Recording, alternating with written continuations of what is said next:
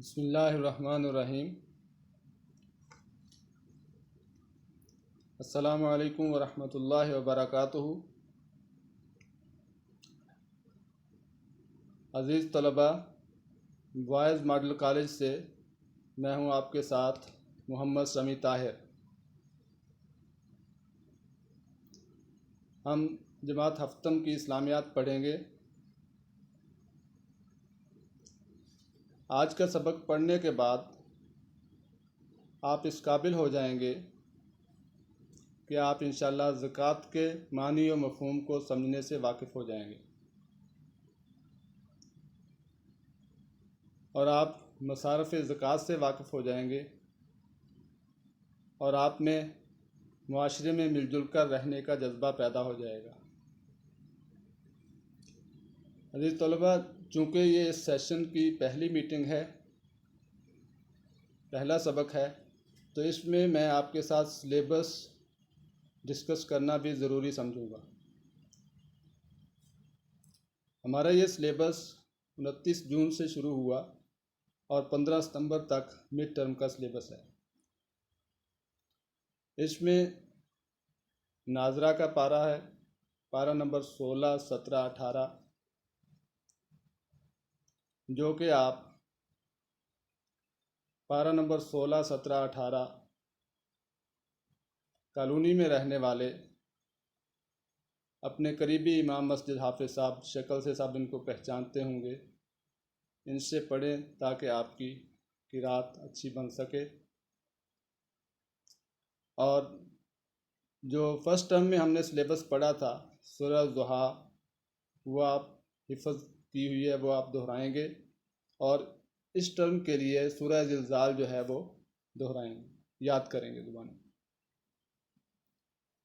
اور دہرائی میں کلمہ اول اور کلمہ دوم اور کلمہ سوم، جس میں کلمہ طیب، کلمہ شہادت اور کلمہ تمجید یہ دہرائی ہے، اور کلمہ چہارم، کلمہ توحید جو ہے یہ آپ نے یاد کرنا ہے، اور بیت الخلاء جانے کی دعا اور بیت الخلاء کے بعد باہر آ کر واپس آ کر پڑھنے کی دعا یہ آپ یاد کریں گے۔ اور یہ جو صورتیں سورہ ضحیٰ اور سورہ زلزال یاد کرنی ہے، یہ بغیر ترجمے کے یاد کرنی ہے۔ اور اسی طرح حفظ مع ترجمہ، اس میں سورہ طٰہٰ کی آیت نمبر 25 سے لے کر 28 تک، جس میں دعا ہے رب اشرح لی صدری ویسر لی امری واحلل عقدۃ من لسانی یفقہوا قولی، یہ دعا آپ ترجمے کے ساتھ زبانی یاد کریں گے۔ اور یہ سورہ ضحیٰ اور سورہ زلزال جو ہے یہ بغیر ترجمے کے زبانی یاد کریں گے۔ اسی طرح پہلا کلمہ، دوسرا کلمہ، تیسرا کلمہ، چوتھا کلمہ، اور بیت الخلاء میں جانے کی دعا، بیت الخلاء سے نکلنے کے بعد باہر آنے کی دعا، یہ آپ یاد کریں گے۔ تو ابھی ہم آج کے سبق کی طرف آتے ہیں۔ آج کا جو سبق ہے ہمارا،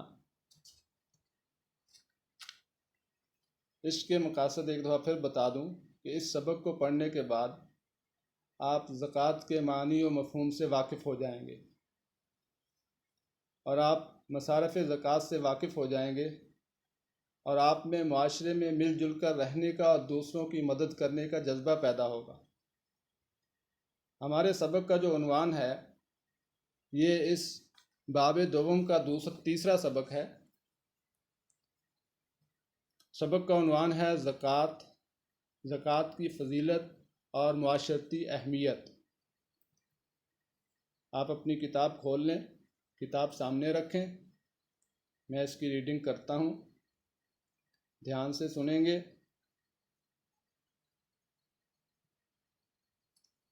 زکوٰۃ، فضیلت اور معاشرتی اہمیت، میں ایک دفعہ ریڈنگ کر دیتا ہوں، جب سبق ختم ہو تو آپ خود 2-3 دفعہ اس کی ریڈنگ کر کے دیکھیں گے۔ زکوٰۃ، فضیلت اور معاشرتی اہمیت، معنی و مفہوم۔ زکوٰۃ کے لفظی معنی ہیں پاک ہونا، بڑھنا یا نشو و نما پانا۔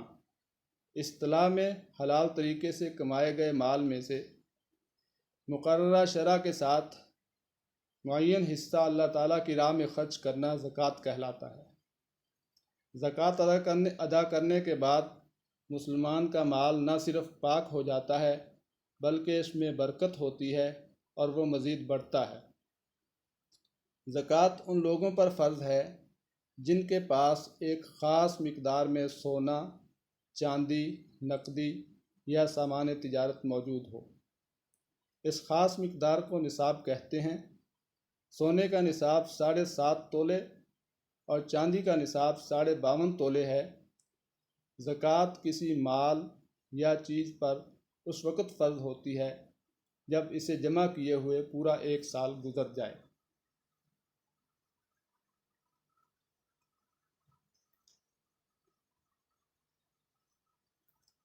مصارف زکوٰۃ۔ مصارف زکوٰۃ سے مراد زکوٰۃ کے مستحق افراد ہیں۔ ان کی تعداد 8 ہے۔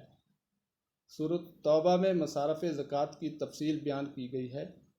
اللہ تعالیٰ کا ارشاد ہے، اعوذ باللہ من الشیطان الرجیم، بسم اللہ الرحمن الرحیم، انما الصدقات للفقراء والمساکین والعاملین علیہا والمؤلفات قلوبہم وفی الرقاب والغارمین وفی سبیل اللہ وابن السبیل۔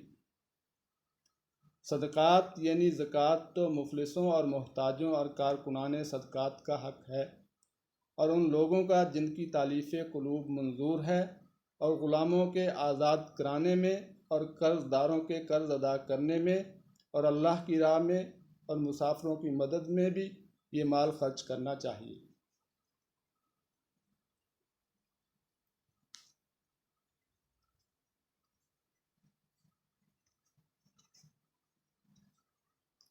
تو عزیز طلبہ، اس سبق میں کچھ مشکل الفاظ آ رہے ہیں، جس میں ایک مالی کا لفظ آیا ہے۔ مالی کے معنی ہے مال و دولت کے متعلق۔ ایک مصارف کا لفظ آیا ہے۔ مصارف خرچ کرنے کی جگہیں۔ مفلسوں، یہ مفلس کی جمع ہے غریبوں۔ اور ایک آیت کے اندر پھر رقاب کا لفظ آیا ہے۔ پھر رقاب جو ہے یہ رقبہ کی جمع ہے۔ رقبہ یعنی گردن چھڑانا، یعنی جو غلام ہیں ان کو چھڑانا۔ اور ایک تالیف قلب کا لفظ آیا ہے، دل جوئی کرنا۔ یہ ابھی جب میں آگے پڑھوں گا ان کی مزید وضاحت کر دوں گا۔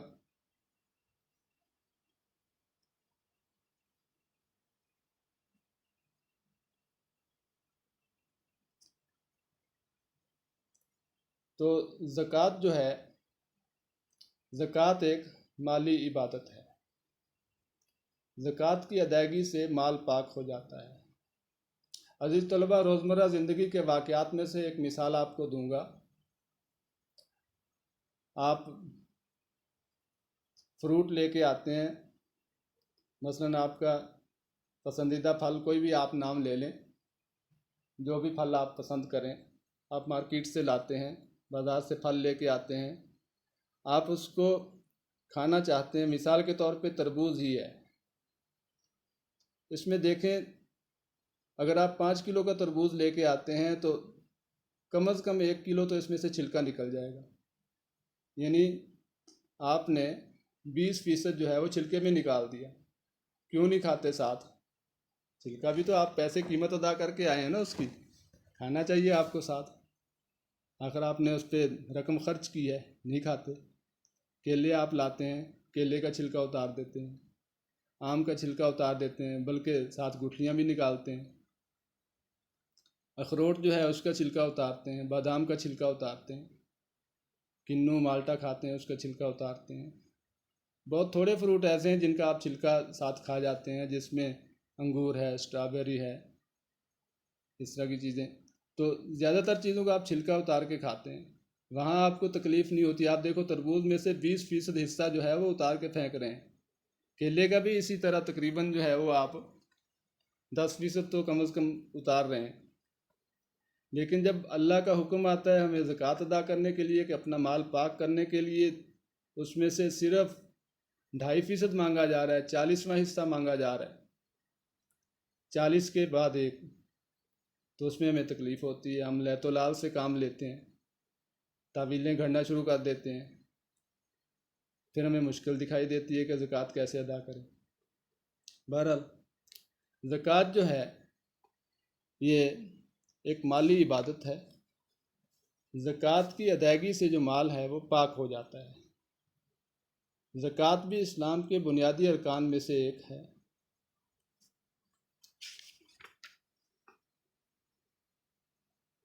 اور زکوٰۃ جو ہے اس کے جو مصارف ہیں وہ 8 ہیں۔ ان میں فقراء، مساکین، عاملین، نومسلم، غلام، قرض دار، اللہ کے راستے میں جہاد یا حصول علم میں مشغول اور مسافر لوگ اس میں شامل ہیں۔ اور زکوٰۃ جو ہے کن لوگوں پہ فرض ہوتی ہے اس پہ بھی بات کریں گے ابھی۔ اللہ تعالیٰ کے عطا کردہ رزق میں سے اس کی رضا کی خاطر، یعنی اللہ کی خوشی کی خاطر اس کے راستے میں مال خرچ کرنا بہت اعلیٰ عبادت ہے۔ جیسے نماز پڑھنا عبادت ہے، روزہ رکھنا عبادت ہے، اسی طرح زکوٰۃ دینا بھی عبادت ہے۔ بلکہ جتنے دفعہ نماز کا حکم آیا ہے ساتھ ہی وہیں پہ زکوٰۃ کا بھی حکم آیا ہے، اکثر جگہ پر۔ اللہ تعالیٰ کے عطا کردہ رزق میں سے اس کی رضا کی خاطر اس کے راستے میں مال خرچ کرنا بہت اعلیٰ عبادت ہے۔ ذرا توجہ سے دھیان سے عزیز طلبہ بک پہ دیکھیں، آپ ادھر ادھر نہ دیکھیں، ٹھیک ہے؟ باہر موسم بڑا ٹھنڈا ہے، بڑا مزے کا موسم بنا ہوا ہے، لیکن آپ بک پہ دیکھو، شاباش۔ اللہ تعالیٰ نے قرآن مجید میں نماز کے ساتھ زکوٰۃ کی ادائیگی کا حکم دیا ہے۔ جو اللہ تعالیٰ کی راہ میں مال خرچ نہیں کرتے ان کو قیامت کے دن سخت عذاب ہوگا۔ زکوٰۃ کا سب سے اہم فائدہ یہ ہے کہ معاشرے میں محبت، ہمدردی اور امن و سکون کی فضا پیدا ہوتی ہے، اور جو محروم لوگ ہیں وہ بھی اس سے مستفید ہوتے ہیں۔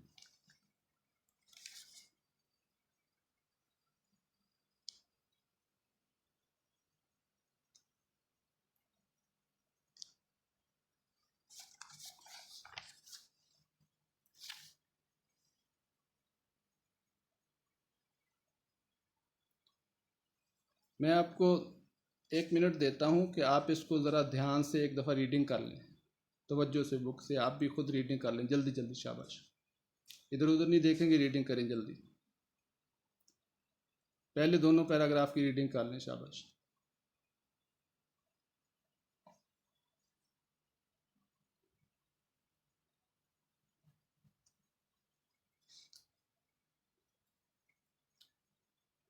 جی دوسرا پیراگراف دیکھیں۔ زکوٰۃ ان لوگوں پر فرض ہے جن کے پاس ایک خاص مقدار میں سونا، چاندی، جن کے پاس ایک خاص مقدار میں سونا، چاندی یا سامان تجارت یا نقد رقم موجود ہو۔ اس خاص مقدار کو نصاب کہتے ہیں۔ اس خاص مقدار کو کیا کہتے ہیں؟ نصاب کہتے ہیں۔ اس میں سونے کا نصاب جو ہے وہ 7.5 تولے ہے، اور چاندی کا نصاب 52.5 تولے ہے۔ یہاں پہ غلط فہمی دور کر لیں، بعض لوگوں کو اس مسئلے کا نہیں پتہ ہوتا۔ مثال کے طور پہ سونے کا جو ریٹ ہے آج کا ابھی 1,03,000 روپے تولہ ہے، اور چاندی کا جو ریٹ ہے وہ ہو سکتا ہے 1,200 روپے تولہ ہو یا 1,300 روپے تولہ ہو۔ اب اگر 52 تولے چاندی ہے، 52.5 تولے، تو 1,200 کے حساب سے زیادہ 60,000 روپے کی بن جائے گی۔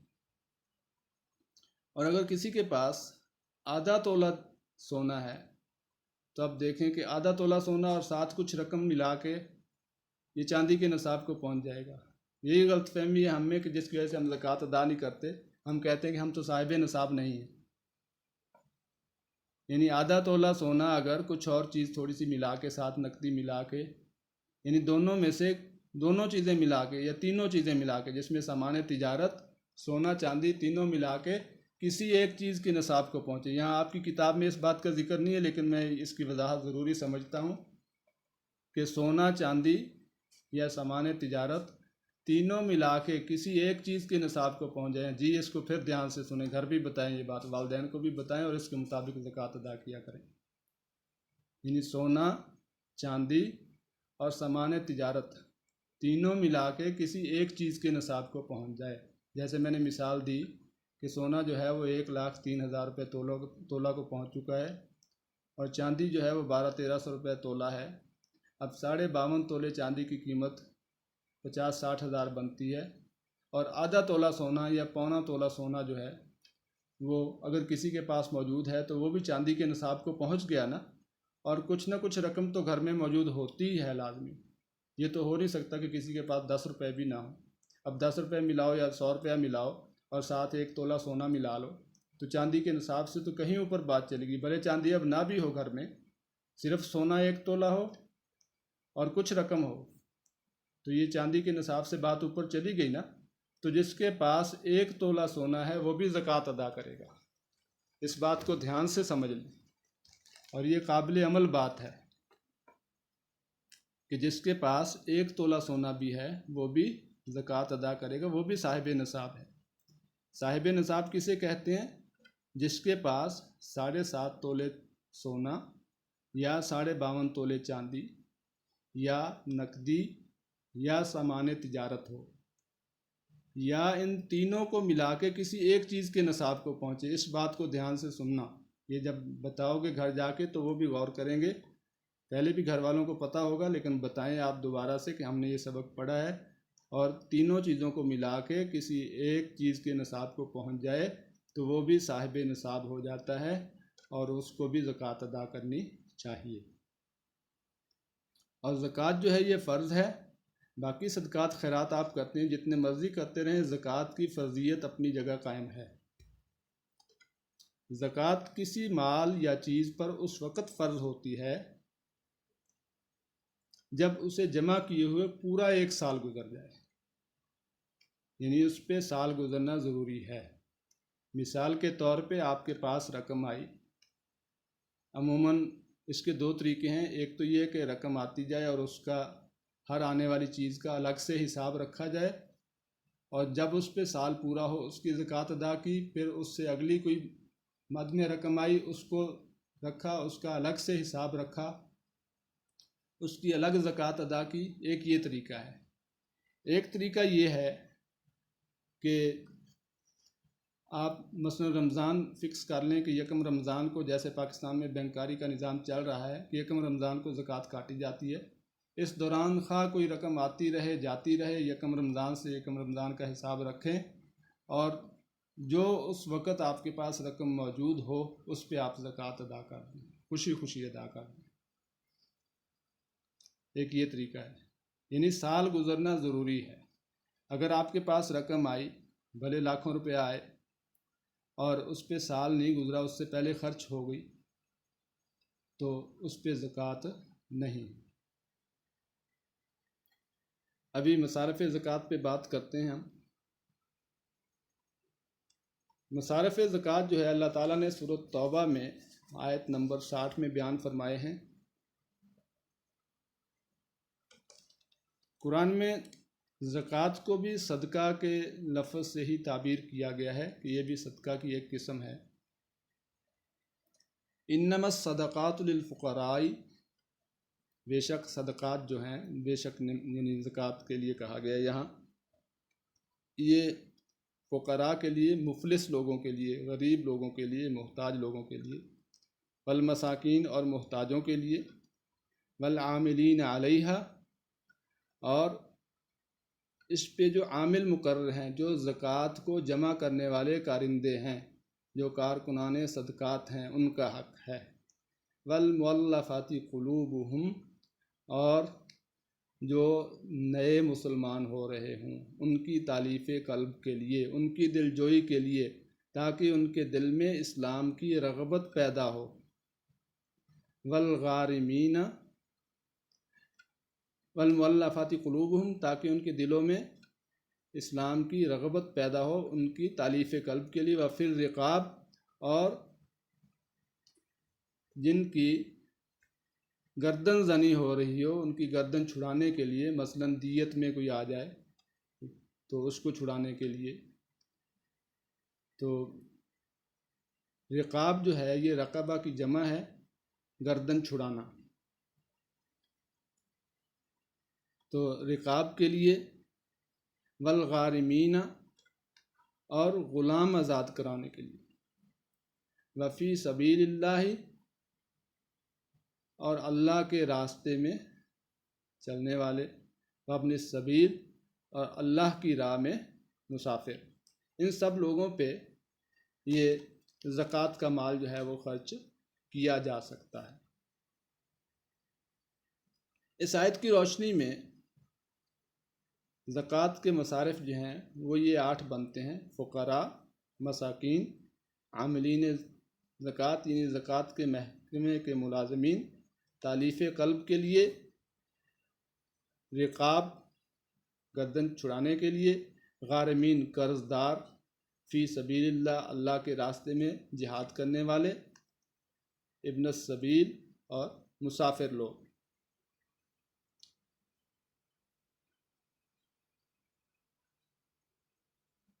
عزیز طلبہ، اب ہم مشق کی طرف آتے ہیں۔